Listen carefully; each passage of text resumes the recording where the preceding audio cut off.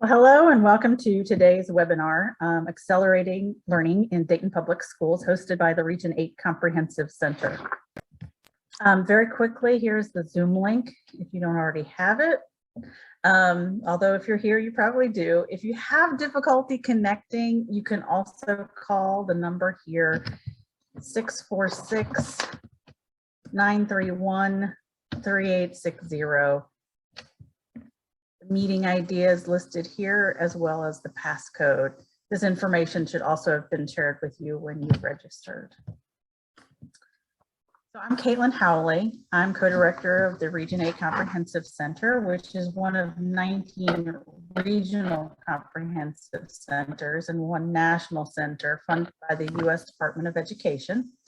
The Region 8 Comprehensive Center provides intensive capacity building technical assistance to clients from state, regional, and local educational agencies in the states of Indiana, Michigan, and Ohio. Region 8 Comprehensive Center staff serve clients by helping them to identify, implement, and sustain effective evidence-based programs, practices, and interventions that support improved educator and student outcomes. Here's a little bit of information about the larger Comprehensive Center network to which we belong. Of course, our overarching goal is to improve educational opportunities and outcomes for all students. And we do this by building human, organizational, policy, and resource capacity among states, building on their existing strengths, and increase their awareness of and use of evidence-based practices. There's a little bit more about how we focus on providing evidence-based capacity building. We really focus largely on helping states, regions, and districts implement such programs and practices. That's really where our sweet spot is. And here's a little bit about the kinds of projects that the 19 regional centers and one national center provide. Whereas the National Center really focuses on universal and targeted services, the regional centers provide kind of shoulder to shoulder, close to the ground technical assistance. We're really delighted today to be joined by Dr. Elizabeth Lolli, who is the superintendent of the Dayton City School District, one of Ohio's urban 8 districts. A graduate of Miami University in Oxford, Ohio, Dr. Lolli has been an educator for 45 years, serving as a classroom teacher, a music teacher, an assistant principal, and a principal and curriculum director or associate superintendent, as well as superintendent for over 15 years in 3 districts. In addition to her work as a professor at Kent State University, Dr. Lolli has written a book and numerous articles in peer-reviewed education journals. She's also earned a number of awards from the Buckeye Association of School Administrators and the American Association of School Administrators. We've invited Dr. Lolli here today to have a conversation with us about Dayton Public Schools' learning acceleration model, in which 2 teachers are placed in each of the district's first, second, and third classrooms. This 2-teacher model has helped student achievement in the district return to pre-COVID levels, which is a remarkable accomplishment. I'd like to turn things now over to my colleague, Dr. Carrie Hoffman. Carrie serves as Region 8 Comprehensive Center State Coordinator for Indiana, is a technical assistance specialist to other states as well, and is our webinar host and conversationalist. Carrie, I'm turning it over to you. Great, thanks, Caitlin. And I know I'm excited to be here with Dr. Lolli. And Dr. Lolli, if you're ready, we'll just start throwing the questions at you. Ready. Okay.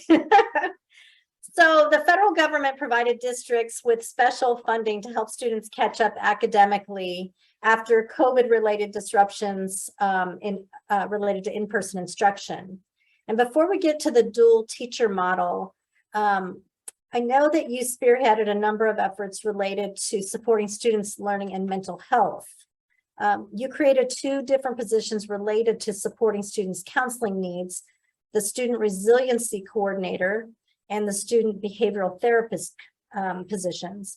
Could you describe these 2 different roles and talk about why you created these different positions? Yes, whenever I arrived in Dayton Public Schools, there were a large number of school counselors in, and I don't mean school counselors as in the kind of counselors that we have in a regular public school setting, but counselors that were coming in from outside agencies. And there were a large number of them were in each of our buildings.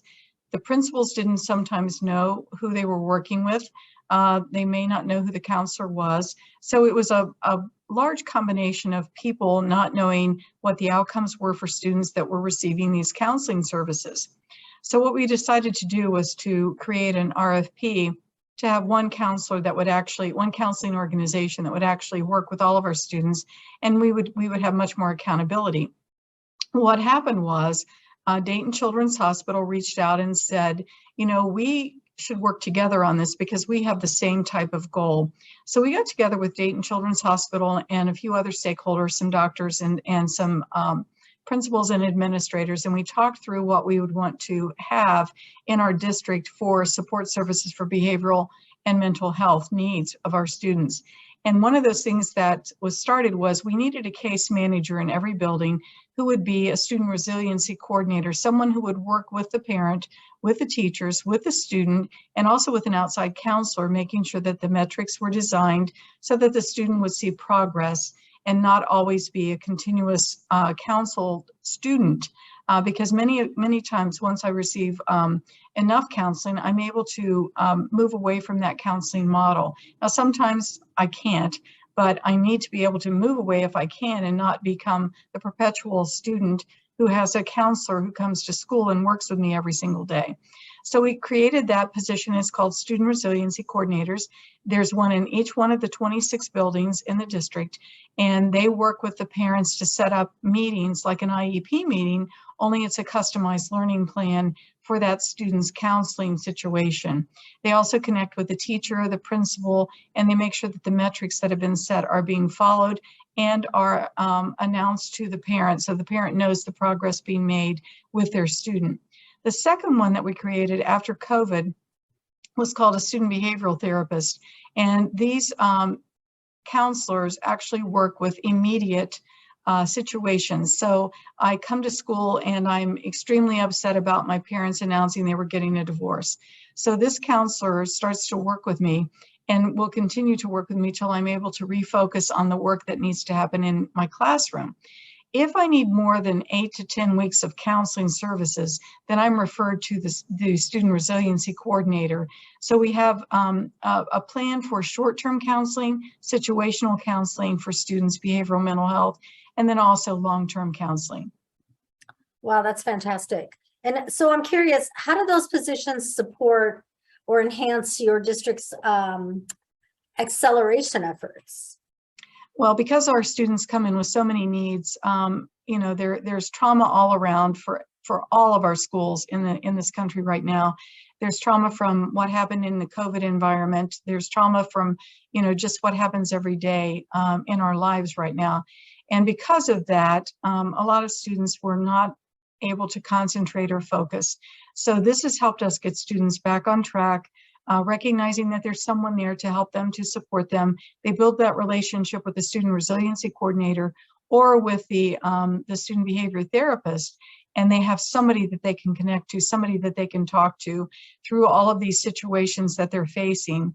The student behavioral therapists are, all of them actually are trained counselors. They're all trained social workers, licensed social workers, or counselors. And by working with them, they know exactly what the student might be working through or trying to work through. So I think they strengthen that relationship and that bond, and students show up to school. Students have someone to talk to if something's troubling them, so they can focus actually on the academics as opposed to other things that might be occurring in their life. Great. Sounds like a really dovetailed approach between the mental health services and then getting them where they need to be in terms of learning. Yes, and I think it helps the parents too, because many times our parents do not know what to do about a student who's being bullied, a student who is feeling, you know, depressed because they don't seem to have friends at school or they aren't doing well at school. And because these personnel connect with parents, they connect with the teacher, they connect with the principal, they connect with the parents.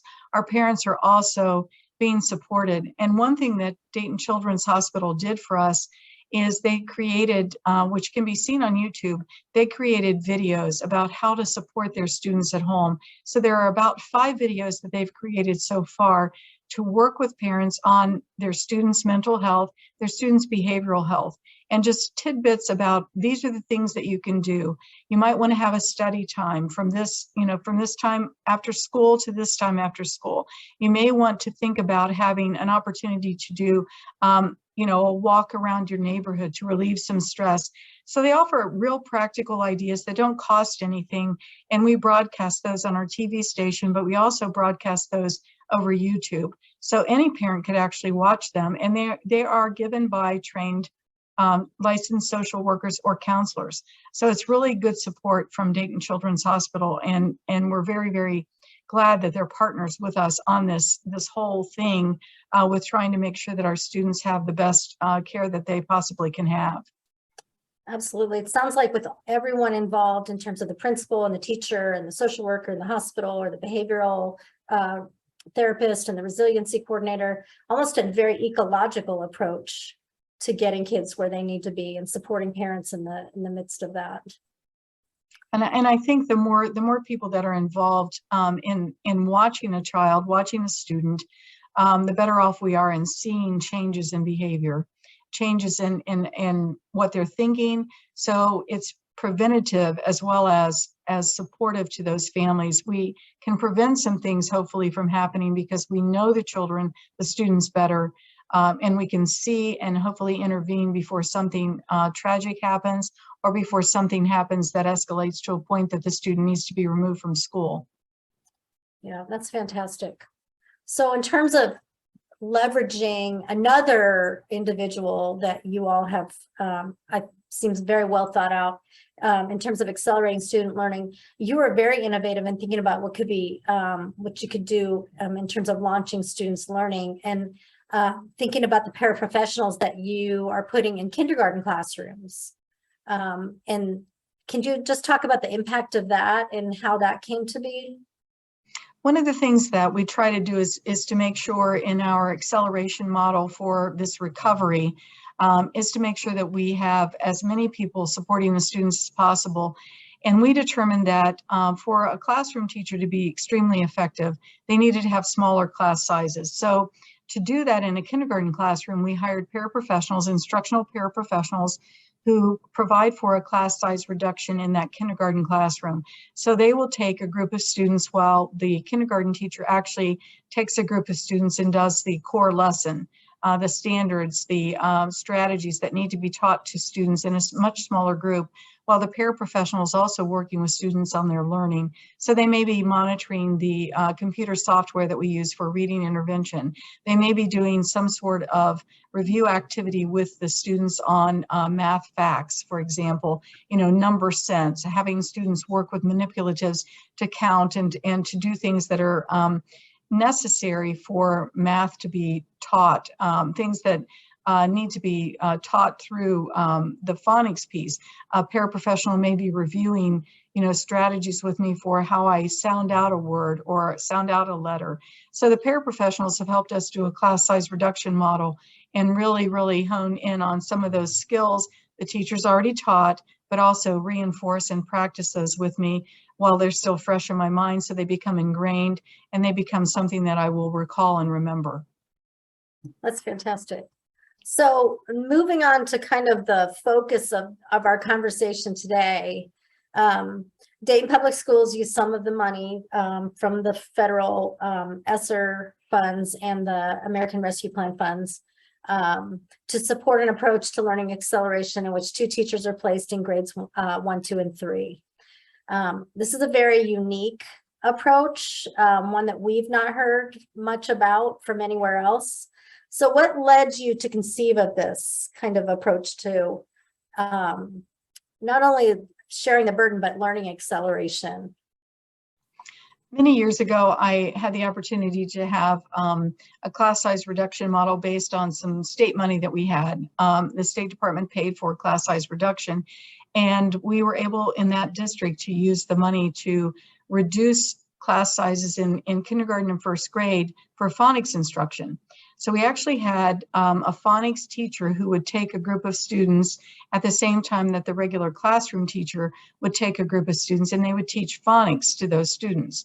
And we did Engage New York Phonics, which is a very structured, very skill-based approach. And then it's integrated into the actual reading of materials and books and stories to the students. So while it's a skill-based model, it also became a very integrated literacy model.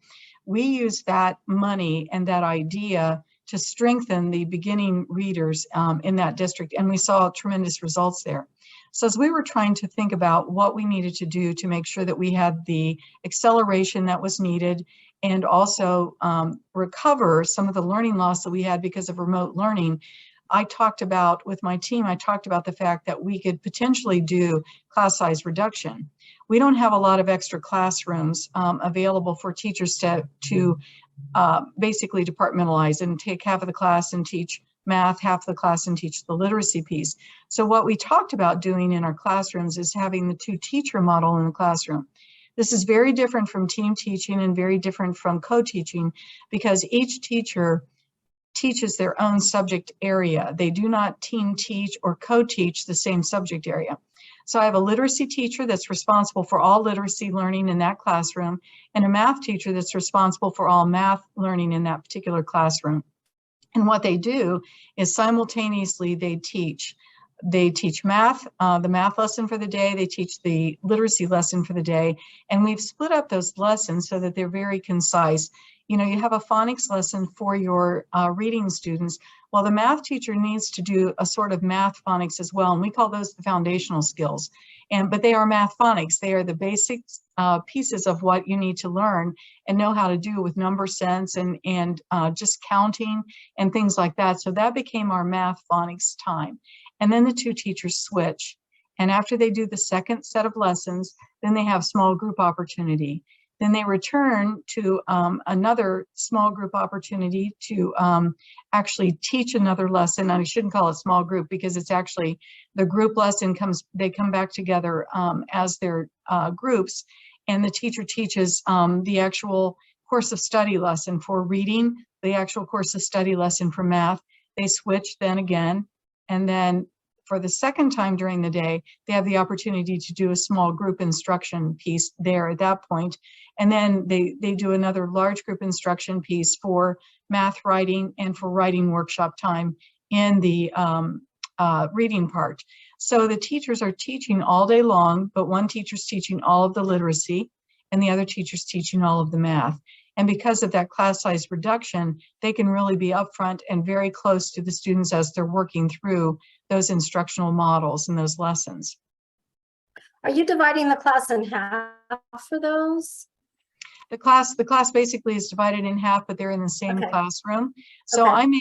I may have two clever touches in the middle of the classroom and a group of students facing me and my clever touch, and you may have a clever touch that you're standing in front of and your students are facing you. So in reality, the students may be facing each other, but they really don't see each other because they're watching the clever touch. So, or the teacher who's standing in front of the clever touch. So it may be a U-shaped type classroom, 2 U's on each side of the room, but the kids interact as one class. The only time that they are not interacting as one class is when they're actually in those instructional groupings where they're getting their core instruction and their direct instruction lesson. Gotcha. So how many teachers were hired for the double teacher model? We hired over 96 teachers to fill the first, second, and third grade classrooms. And so that's 96 classrooms? Yes, 96 different classrooms. First grade, second grade, third grade, yes. Wow. And so you kind of described this already about what I would see if I visited one of those classrooms. But what do you think the kids would tell me about those classrooms and that experience in there? I think the students would tell you that at first it was hard because I wanted to watch my friend who was in another class. He was in another reading group over on the other side of the room, and I wanted to watch for a little bit. And then we had the opportunity to start watching the teacher more, to listen to the teacher more. So we learn better now because we're in a smaller group and we can have our teacher right there with us. I believe that's what they would tell you, because those are some of the things that they've told me, that it was hard at first because I was watching my friends or I was watching the other teacher. And then I realized, okay, I need to watch my teacher because I'm going to be able to hear that in a few minutes anyway. So I think now, when you walk into the classrooms, and I do walkthroughs each week into at least 6 of the buildings, whenever I'm walking around in those classrooms, the students aren't paying any attention to the other teacher. They're watching their teacher, they're having conversation with their teacher, they're asking questions of their teacher at that moment. And then whenever they switch, they work with the teacher that's working with them. So I think at first it was hard, but I think they got used to it. And you know, students adapt much faster than we do as adults. So I think it was a much easier transition for them.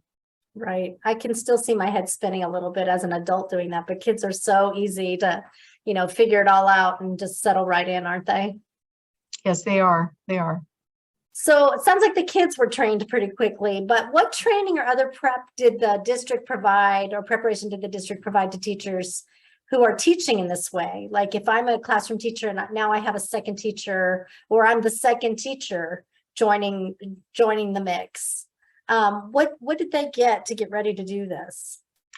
We actually had professional development to talk about how things were split out, and we introduced new teachers to teachers that were experienced, that hadn't chosen a double teacher to work with them, you know, someone that they already worked with in the building. So they had some time to work through what that model actually would look like in their particular classroom, understanding what the parameters were for that and how that could actually be shared.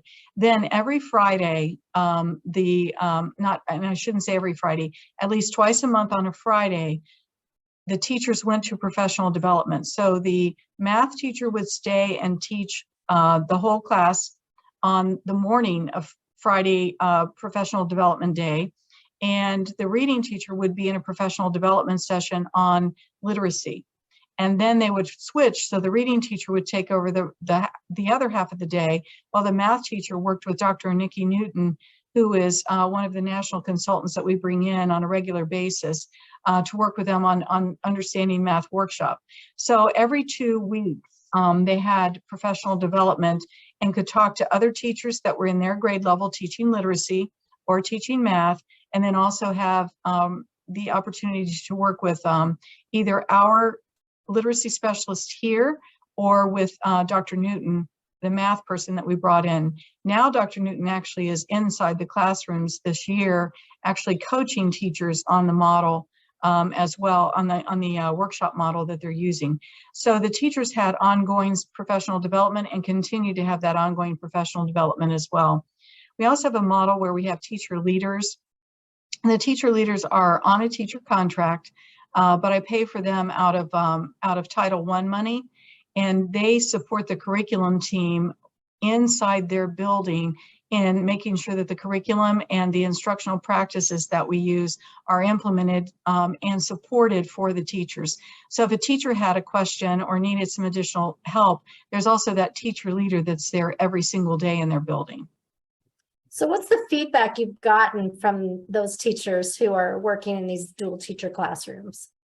At first, from a couple of our senior, most experienced teachers, we had some grumbling. They were not happy with the model. They didn't like it. They didn't like having somebody in their classroom. By the middle of the year, some of them said, you know, can you transfer me next year to a single classroom? We said, absolutely, we'll take care of that. But the majority of teachers, and this was what was really fun to watch, the majority of teachers are now saying, I don't ever want to go back. I don't want to do this in any other way. Had to get used to it. I admit I had to get used to it, but I don't want to go back. We have seen such results from our students, and when they came in this year, after having a double teacher last year, it's such an easy transition to just keep moving forward and moving beyond what they had experienced before. So today, the majority of our teachers, and whenever I say a handful of our teachers, I think there were probably 8 teachers that I knew who wanted to be in a different single classroom for this school year. And the rest of our teachers are extremely happy, or if they're new this year, they're getting used to it at this point in time. That's a pretty good outcome. 8 out of 96 classrooms where they said, I want to do something that I'm more comfortable with, and that's a pretty good turnout. So at least they verbalized that to us. That's now right. That's right. And I give them snaps for that. Yeah. So I know this is kind of the piece we've been waiting to hear about if you could tell us about the achievement outcomes that you've seen as a result of this. Yes, and could I ask for Caitlin to share that slide? I think Caitlin or Doomdy is on deck, ready to share that for us. Okay. We use the MAP assessment for our school to do diagnosis. So we do it at the beginning of the school year in December, and then again at the end of the school year. And from fall to spring 2021 to spring 2022, these are our results. Wow. And they're amazing results, because we had, we lost so much ground whenever we were in the remote learning, the COVID years, and we were able to regain on MAP for our first grade, our kindergarten, second grade and third grade. The blue was fall to spring 21. So that would be fall of 20 to spring of 21. And then the orange is actually the recovery year, the acceleration year, that we were able to go from the fall to the spring of 2022. And the average expected growth is in the gray. So you can see that last year, we made much more expected growth in what was predicted for us on those MAP scores. So we're extremely pleased about that, and so happy to be able to do that. And that was our math. In reading, we didn't quite, Caitlin, I think there's another slide if you could switch that one over.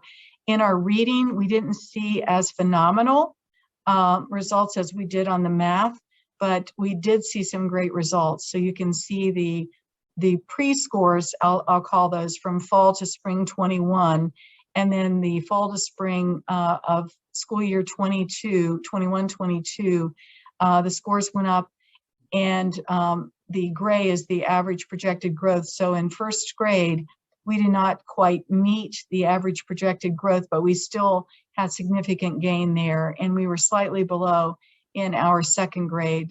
We did make it in our third grade, and our Ohio State test was also higher because of the work they had done.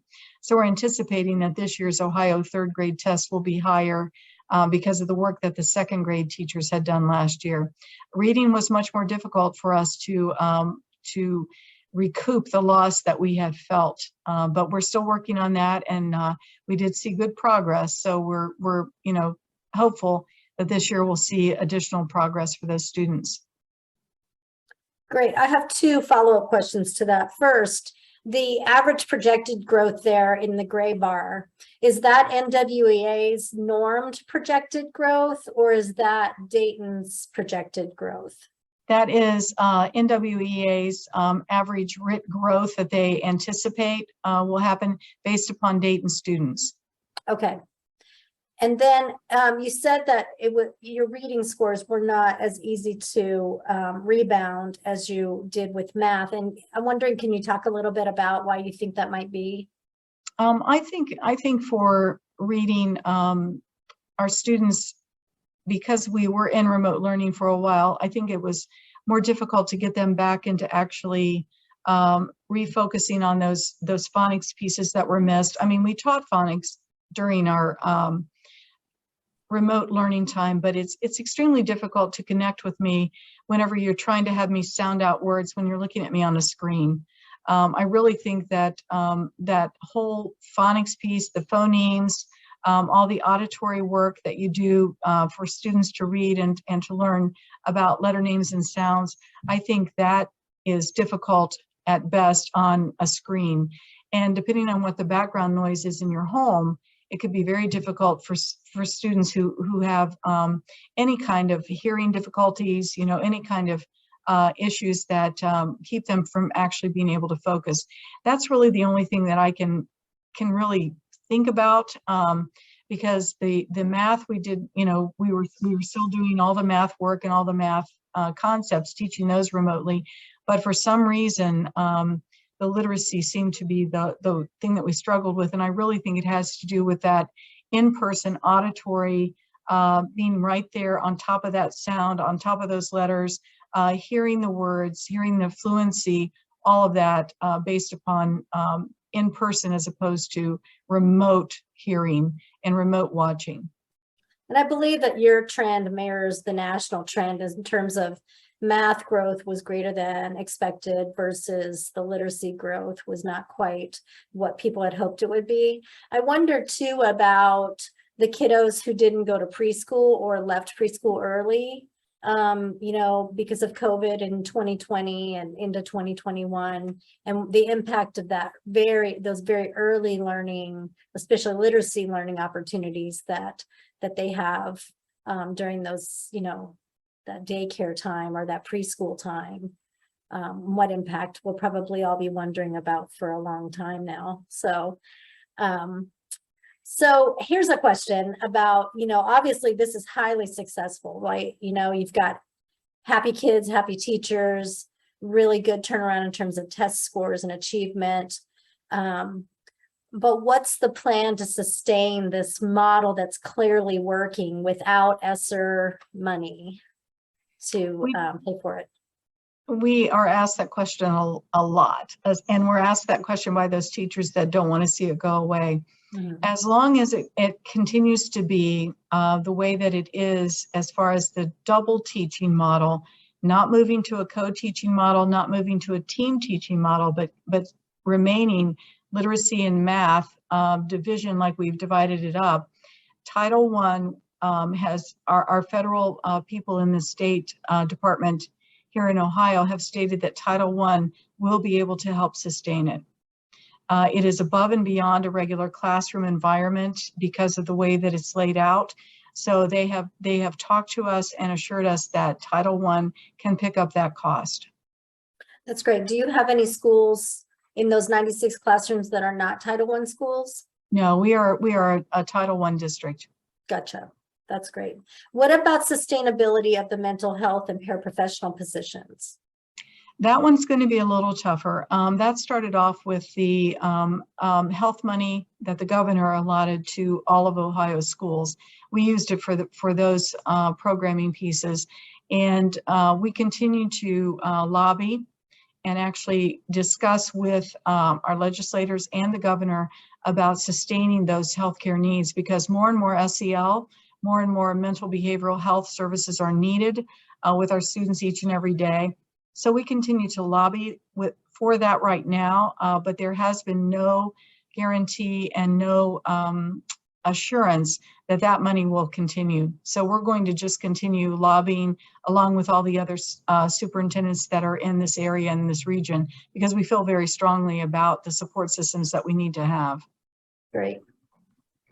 Carrie, I'd like to jump in. We have several questions. Oh, sure. Absolutely. This is a great time. Yeah. So Dr. Lolli, we have a question from Ruth Ann, who's interested to know whether students in the two-teacher model classrooms experience opportunities to learn science and social studies as well. Try to integrate the science and social studies into the actual reading that students do, and then also reading that the teacher does, and then the teacher will do you know, a side lesson on whatever that concept is from that book. Science, there are still experiments that are occurring. Sometimes the teachers don't think that I know that, but I do, because we have a really strong science curriculum here for our primary students, and we have a really strong science coordinator who's made sure that they know how they can put that into each one of these blocks of time. Science before was taught either 2 days a week, or on opposite weeks 3 days a week. Social studies was the 3-2 also. So they shared a block of time where one was taught 3 days a week and one was taught 2 days a week in the primary, because our focus has always really been on literacy and math. and the science and the social studies piece shared that block of time, they still kind of do that.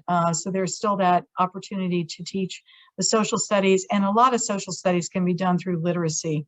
It's really a good opportunity. Literacy and writing, really, the reading and the writing can really help support science and social studies, but really helps the social studies piece. And then they are doing those experiments that they were doing before with their science program. They're still doing those. They tend to do those during their writing block, and then their problem solving and math block of time. They'll take some time and do the experiments, or they'll do the conversation about, you know, what makes a plant grow. Let's put our plants in here and plant them. So they do those hands-on activities during that block of time and then end up writing about them. Yep, I really appreciate that approach. So here's another question. This comes from Amanda. So you already answered the question about whether adding 2 teachers to each classroom required staffing up. So thanks for that. But did it also require any changes to the schedule? The schedule is very different, and we have a slide on that schedule. We put the schedule together purposefully and then talk to the teachers about any slight adjustments they might need to have. Every teacher has a planned time every day that's 45 minutes, and we cover that with music, art, physical education. And in the double teaching model, you'll see what I was talking about earlier, where there's a phonics piece and there's a reading lesson piece, and then there's the writing or problem solving piece for math. But this is what the schedule actually looks like. You will not see science and social studies listed on here, and I talked to the State Department about that, told them what I told you, that it would be integrated into the lessons, and knowing that we had a really strong science program here anyway, we knew that that would fit into a couple of these other blocks that you see at the bottom of the model here. But the reading and the math are the focus areas, making sure that our students have opportunities to have direct instruction, and then move into small groups and have even more direct instruction in a small group setting where there may be just 3 students. Maybe there's just me in that group. Maybe there's 5 students, but the core lesson is half of the class, and then the small groups depends on what the needs are of those students that I'm working with for that particular day or skill area. Thank you. And we have one more question for you, also from Amanda. What kind of funding commitment was required for the partnership with the Children's Hospital? And how did you think about allocating funds and counselors to various schools in the district? The counseling situation, I'll answer that first. The counselors we divided up because I did not have enough funding to pay for 1 per building. I do have 1 counselor in every middle school, and I do have 2 or 3 counselors, depending on the size of my high schools, in every high school. But for the student resiliency coordinators, there is 1 student resiliency coordinator in every building. So that's K to 12. And there are student behavior therapists for every 2 buildings. So I worked with Dayton Children's Hospital, and we decided that we would take a large building and a small building, and we would split that person up between those 2, knowing that sometimes they would be needed someplace, they would be needed in a different building than what they might be scheduled for that day. So instead of me going to Dunbar today, I may need to go to Dunbar on my opposite day because they need me at Thurgood. So basically understanding that my schedule was flexible, but it also was scheduled that I need to be in those buildings unless there's some sort of an emergency. Those student behavior therapists do spend their week in 2 different buildings, a large building and a small building across the district. The funding for that, Dayton Children's Hospital pays what we would pay a master's degree teacher. And basically we talked about that because the first year I had a large number of student resiliency coordinators, and we had hired them through Dayton Children's Hospital, and another school district, a local school district, which will remain unnamed, although I'm still a little perturbed, took almost half of my student resiliency coordinators and paid them as a master's level teacher, master's degreed teacher. So we changed the salary structure for our next group of people that we hired, and we increased the amount of money that they made so that it would be equal to a master's degreed teacher in this district. And the way I paid for that, again, was through that governor's health money, and now through ESSER money for that. They bill me directly on a monthly basis. I do pay for a coordinator of the program who does all their professional development and make sure that all their paperwork and all the data is taken care of. And then I also pay for a part-time person who supports them and helps them in case they run into difficulties and they need some extra hands. So I only pay part of that position to support the coordinator and the SBTs. Great, thank you. And it's always interesting to hear that behind the scenes there's drama. There's always drama. But it sounds like you found a very good way to navigate around it. So congratulations. Carrie, I'm going to turn it back over to you. Okay, great. So, Dr. Lolli, in thinking about this model, including the interventionists at kindergarten, the dual teachers in grades 1, 2, and 3, and the student mental health, the student resiliency counselors, and the behavioral therapists, what advice would you give other districts who are interested in implementing a similar effort? I think the first thing that I would do is I would look at my data. I would look at the demographics of my teaching staff. I would look at the data that I have from the achievement data. I would look at making sure that I had space available. You know, what size are my classrooms? Because there are some beautiful old buildings that have very, very large elementary classrooms, and there are some brand new buildings that have very, very small classrooms.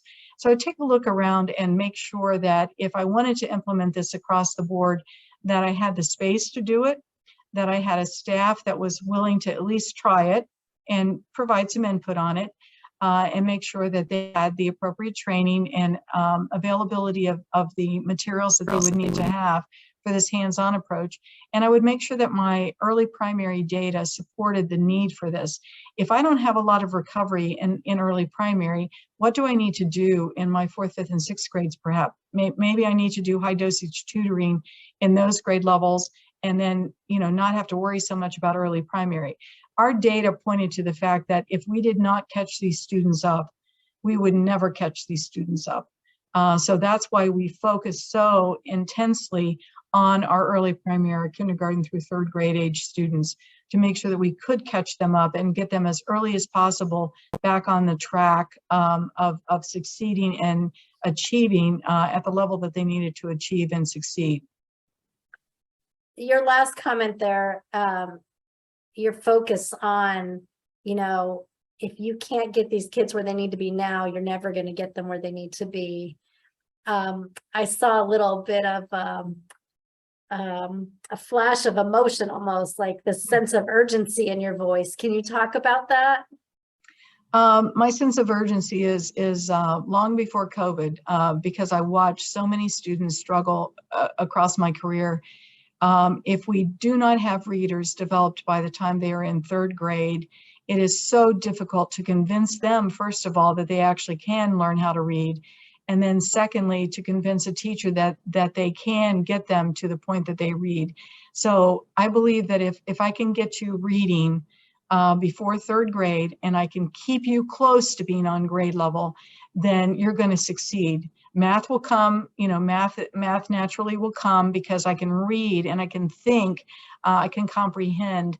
And I believe that math is as important as reading, but I believe if I can read, then I can open the door to understanding math even more than if I can just do the math, you know, the math work that's been given to me. So it is a passion of mine. It's been a mission of mine to make sure that students learn how to read, make sure that students pick up those skills that they need to have in order to be successful. And 4th grade is really where we should be reading to learn and not learning to read. And that's always been my kind of go-to. You learn to read when you're in kindergarten through 3rd, unless of course there's some developmental delay, and then you read to learn beginning in 4th grade through the rest of your life. Because if I don't have those skills by 4th grade, how can I read that science book? How can I read that literature? How can I read the math equations? And that's why it's so important to me. And that's why if you talk to anybody who's ever worked with me, they're going to say, she only wants to do one thing, and that's make sure that literacy is good. And that, you know, that is part of what I've done my whole life, is to make sure that our students learn how to read. What drives that passion for reading and literacy? I think just the knowledge that it's the gateway. It's what opens the doors. I was a reader early in my childhood, but I have a sister that is not a good reader. She struggled. She actually had a learning disability, and I've watched her throughout her life, and I know that had she been able to read, her life could have ended up being a little easier than what it was. So while that's not the only driving thing that has driven me to focus on literacy, that is one of the things that I experienced myself, you know, in my family, watching my younger sister just, you know, work so hard to do things that were very easy for me, because I could read and I could write and understand what I was actually reading and writing. This is kind of a tangential question in a way, but in prepping for this webinar, doing a little bit of research, I noticed that your graduation rate for your CTE programs is quite high, like very impressively high. And I'm wondering what you attribute that success rate to. I think the CTE graduation rate is high because the students are doing something they're interested in. They have a hands-on experience. And I think until we totally convert how we teach high school, that we still will have some students who are not engaged as they should be, and consequently may not graduate. But our CTE programs are hands-on. They are every day working on what they're going to do in their future, most likely. Now, there are some CTE students that do not go into the field that they're working on here in Dayton Public, but they still are every day working in that field, hands-on, learning new things. They can get a side job if they want a side job.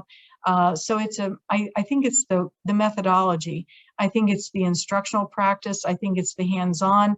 I think I'm doing something that I chose to do, something that I'm interested in.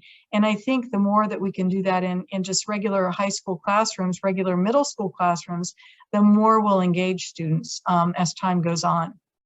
I'm really curious about how many of your kiddos from your Urban Teacher Academy come back and teach with you. I would like all of them to.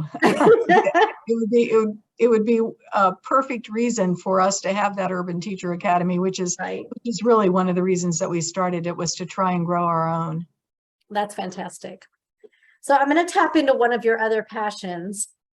I know as a former music teacher, you have a great regard for music. And I noticed in one of your recent press releases that several of your, or at least a few of your elementary teachers received the Save the Music grants. And I'm curious about your thoughts on the importance of music for kids in K-12.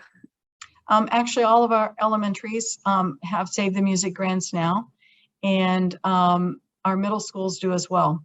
And those grants have helped provide ORF instruments as well as unpitched rhythm instruments for our students to be able to use, and actually instrumentation for our middle schoolers to use that are more appropriate instruments for them, guitars, things like that.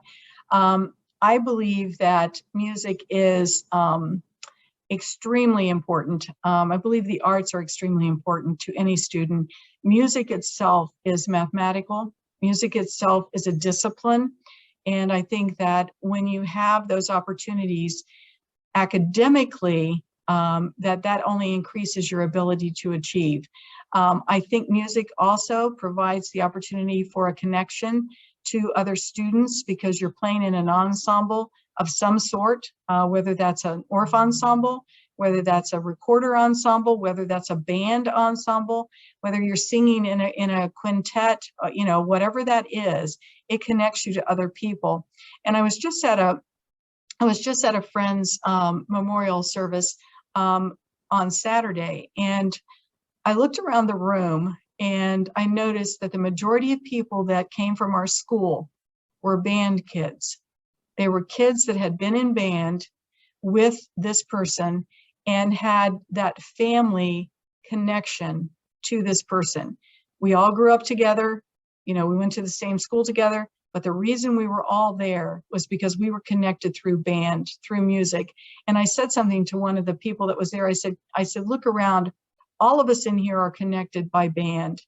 And I said, that's what is the beauty of music. Any kind of music that you do in your life is that connection to other people and connection to making something work with other people. You know, whenever you play a piece of music with another person or with a group of people, you are connected to that person because everybody depends on you to do your part and you depend on them to do their part. And I just think it's so important for our students here. And for a long time, we didn't have a really very solidified music program in every building, and we didn't have bands. We did not have, you know, our marching bands any longer here.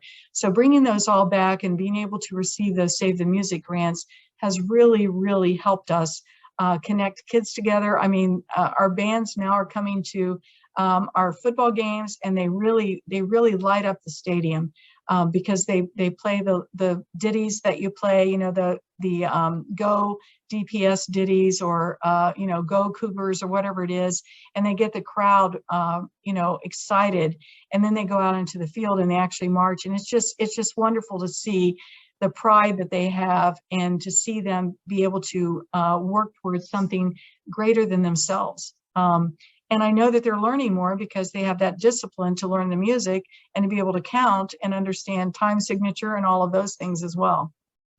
I really appreciate that. I couldn't carry a note if it had a handle on it, but I will tell you, I have 2 grandchildren, and my 4th grader, the greatest joy I see on her face at school is when she's, you know, with the choir or playing the xylophones and they have their, you know, spring and fall performances. And when she can talk to me about what she's reading. And I see those 2 pieces of joy in the conversation that we've had today. And I want you to know how much I really appreciate your time. And I'm wondering, Caitlin, if we have any other questions before we close it up.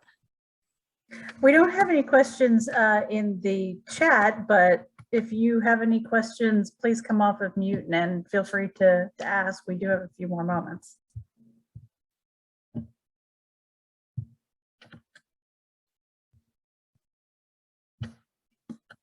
Okay, I think we're okay. This has been a wonderful and wide-ranging conversation. Thank you so much. Carrie, did you have any final things you wanted to say? No, just thank you for being such a gracious guest and playing along with us today. It was a lot of fun to talk to you and learn more about what wonderful things are happening in your district. I appreciate it. And thank you so much for inviting me. Thank you. And I'd like to add my thanks as well. If I can get to the right screen, I'll tell you how to get in touch with us. If you are interested in learning more about our services or requesting assistance from us, feel free to join us at region8cc.org or on Twitter or LinkedIn. Thank you very much for joining us, Dr. Lolli, and thank you to everybody who was able to participate during today's conversation. We will post a link to a recording of today's discussion on our website within several days, so you can feel free to review it or share it with your colleagues. Thank you again, and thank you so much, Carrie. Bye, everyone. Thank you. Thank you.